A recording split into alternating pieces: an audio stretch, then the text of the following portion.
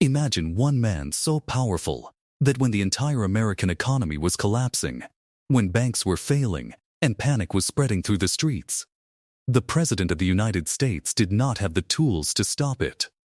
Instead, the fate of the nation rested in the hands of a single private banker sitting in his library, deciding who would be saved and who would be allowed to fall.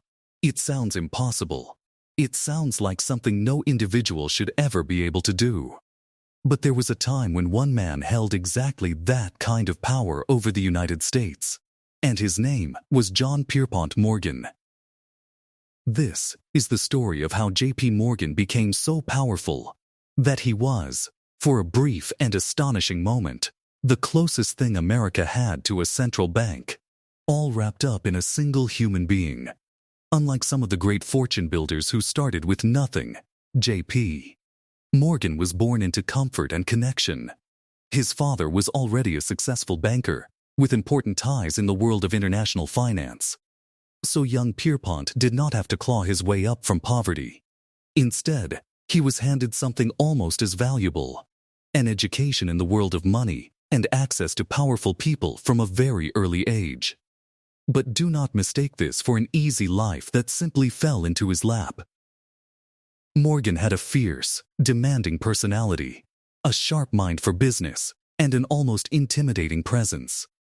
He was a large man with a booming confidence and famously piercing eyes, and people who met him often said they felt as if he could see straight through them. Morgan understood something that would define his entire career. In his time, America was growing at a breathtaking, chaotic pace. The country was building railroads across an entire continent, raising steel mills, and expanding industries faster than anyone could organize. But all of this growth was messy. Companies were competing recklessly, driving prices down until they destroyed themselves, borrowing wildly, and collapsing into ruin. Investors, especially the wealthy European investors who were pouring money into America, were terrified of this chaos. They wanted order. They wanted stability. And Morgan realized that if he could bring order to the chaos, he could become the most important man in American finance.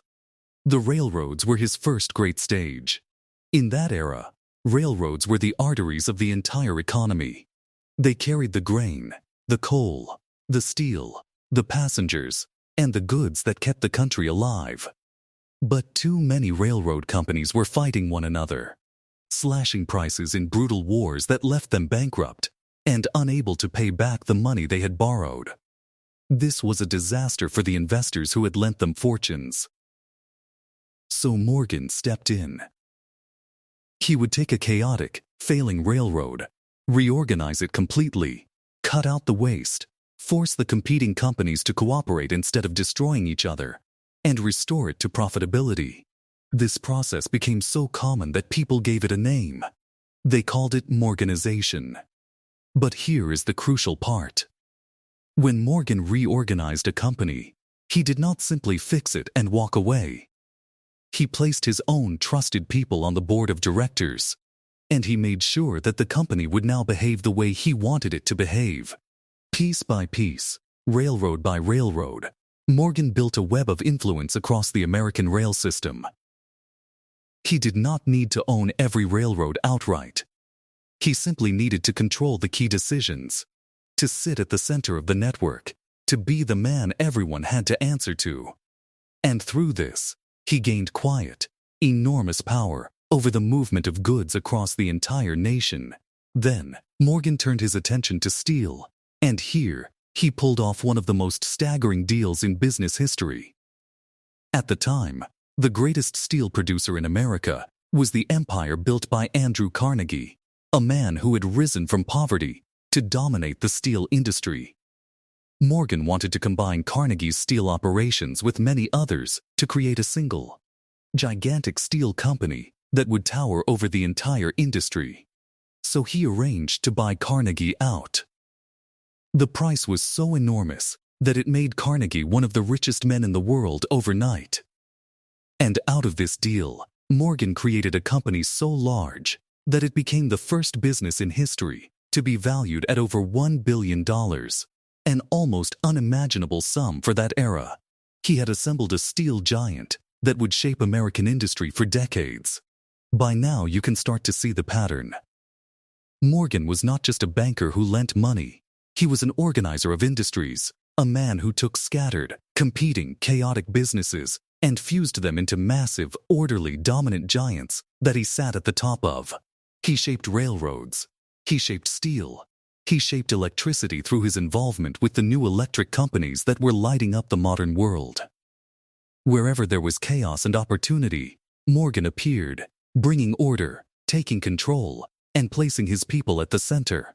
His influence spread across so many industries that it became difficult to find a major part of the American economy that he did not touch in some way.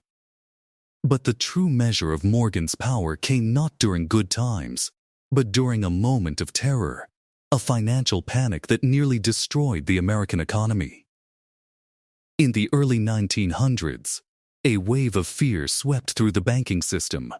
People rushed to pull their money out of banks, and once that panic starts, it feeds on itself. As depositors demand their cash, banks run out of money and collapse, which frightens even more people, who then rush to pull their money from other banks. It is a chain reaction that can bring down an entire economy in a matter of days, and at that time, the United States had no central authority strong enough to stop it. There was no institution ready to inject money and calm the panic. So the country turned to J.P. Morgan, gathering the most powerful bankers of the nation into his own private library. Morgan took command of the crisis personally. He decided which banks and companies were strong enough to be saved and worth rescuing, and which were too far gone. He pressured the wealthy men in that room to commit their own money to prop up the failing system. He organized rescue funds. He calmed the markets through sheer force of will and reputation, and slowly, he pulled the American economy back from the edge of total collapse. For a few extraordinary days, one private citizen was effectively acting as the financial savior of an entire nation. Think about what that truly means. The stability of the United States economy, in one of its darkest hours, depended on the decisions of a single man in a private room. A man elected by no one, accountable to no government, guided only by his own judgment and his own interests. It was a stunning display of power, and it saved the country from disaster. But it also frightened many people deeply, because they realized a dangerous truth. If one man could save the economy, then one man had far too much power over the economy. What if next time he made the wrong choice, or acted only in his own favor? A nation should not have to depend on the goodwill of a single banker to survive. This fear had lasting consequences. In the years that followed, the alarm over Morgan's immense influence helped push the United States toward a historic decision. The country created a national central banking system, a permanent institution designed to do what Morgan had done in that crisis, but under public control rather than the control of one private individual. In a strange way, J.P. Morgan's greatest display of power also revealed exactly why such power should never rest in one man's hands, and it helped give birth to the very system that would eventually replace him. The age of a single banker running the economy had to end, precisely because Morgan had shown how possible, and how dangerous, it truly was. Morgan was also a man of enormous appetites beyond business. He was one of the greatest art and treasure collectors of his age, gathering paintings, rare books, manuscripts, and artifacts from across the world on a massive scale. His personal library became a treasure house of priceless works, much of which was later preserved for the public to enjoy. He believed in surrounding himself with beauty and history, and he spent staggering sums acquiring the finest objects money could buy. This too was part of the old money mindset, the idea that wealth should be transformed into things of lasting value and cultural importance, things that would outlive the man himself. When Morgan died, the world was stunned to learn that his personal fortune, while enormous, was not as gigantic as many had assumed.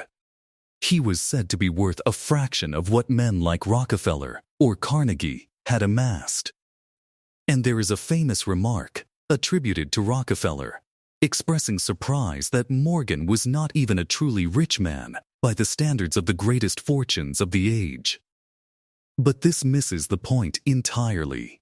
Morgan's power was never really about the size of his personal bank account. His power came from control, from influence, from sitting at the center of the financial system and directing the flow of enormous sums of other people's money. He controlled far more wealth than he personally owned, and that is a different, and in some ways greater kind of power. That is the lesson buried in the life of J.P. Morgan. There are two ways to be powerful with money. One is to own a giant pile of it yourself, like Rockefeller with his oil. The other is to control the flow of money. To be the person that everyone else has to come to, the organizer, the fixer, the center of the network. Morgan chose the second path, and it made him arguably the single most influential figure in American finance for a generation. He did not need to own everything. He needed only to be indispensable to everyone. The firm and the legacy that Morgan built did not die with him. The banking institutions connected to his name continued to grow and evolve, remaining central pillars of global finance for more than a century afterward. His approach to organizing industries, to bringing order out of chaos, to placing trusted people at the center of great enterprises, shaped how modern finance operates to this day. And the story of that one man in his private library, holding the fate of a nation in his hands, remains one of the most dramatic illustrations of financial power the world has ever seen. There is a deeper lesson in Morgan's obsession with bringing order to chaos, one that applies far beyond his own era. Morgan understood that in any young, fast-growing industry, the early stage is wild, messy, and destructive, with too many companies competing recklessly and destroying one another. The person who can step into that chaos and organize it, who can bring cooperation, structure, and stability where there was only disorder, holds enormous power. This is because order is incredibly valuable. Investors will pay a premium for stability and predictability. By becoming the great organizer of American industry, the man who tamed the chaos of railroads and steel, Morgan made himself indispensable, and indispensability is one of the surest paths to lasting power. It is also worth reflecting on how Morgan's reputation itself became a source of power, almost like a form of currency. During the Great Financial Panic, part of what calmed the markets was simply the knowledge that J.P. Morgan was taking charge. His name carried such weight, such an aura of strength and reliability, that his mere involvement could restore confidence and stop a panic in its tracks. This reveals something profound about the world of finance. Trust and reputation are not soft, meaningless things. They are hard, powerful assets that can move markets and steady nations. Morgan spent decades building a reputation as the ultimate reliable force in American finance. And when the crisis came, that reputation became one of his most powerful weapons, worth more in that moment than any amount of gold. In the end, J.P. Morgan reminds us of a profound truth about money and power. The greatest fortunes are not always the loudest, and the greatest power does not always come from ownership. Sometimes, it comes from being the one person that everyone else depends on. The steady hand at the center of the storm. Morgan built no oil empire and no steel mills with his own hands. Instead, he built something more abstract, and in some ways, more formidable. He built trust, control, and influence on a scale that let one man, for a brief and unforgettable moment, quietly run the economy of an entire nation.